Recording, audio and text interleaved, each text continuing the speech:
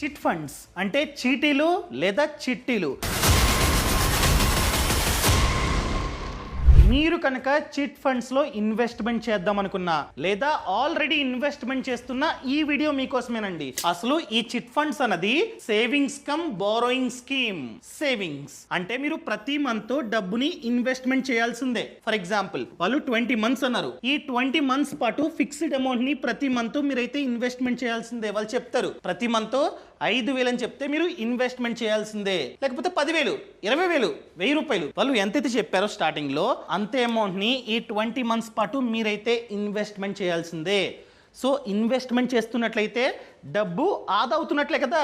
Indirect గా ఖర్చు పెట్టే బదులు మీరు సేవింగ్స్ చేస్తున్నట్లే. అదేవిధంగా బారోయింగ్, ఫర్ ఎగ్జాంపుల్ డబ్బు కావాలి, ఎమర్జెన్సీ, మీరు చిట్టిని ఎత్తుకోవచ్చు వేలంపాటు, దాని గురించి చెప్తా. సో మీకైతే లోన్ వస్తుంది. ఎంత వడ్డీ? ఎంత? బయట అప్పు చేయాలంటే 2 రూపాయల వడ్డీ, 3 రూపాయల వడ్డీ అంటున్నారు. కానీ ఈ చిట్ ఫండ్స్లో వడ్డీ రూపాయి, ఇంతే ఉంటుందన్నమాట. అర్థమైందా అండి? రూపాయి అంటే సంవత్సరానికి 12% పర్ యానం. ఒకవేళ మీకు రిక్వైర్మెంట్ ఉండి మీరు నిజంగా చిట్టీల్లో ఇన్వెస్ట్మెంట్ చేద్దాం అనుకున్నట్లయితే ఇది రిజిస్టర్డ్ కాబట్టి ఇది మంచిదని నా ఉద్దేశం. అర్థమైందండి? A to Z చూసుకొని మీరైతే ఇన్వెస్ట్మెంట్ చేసుకోవచ్చు.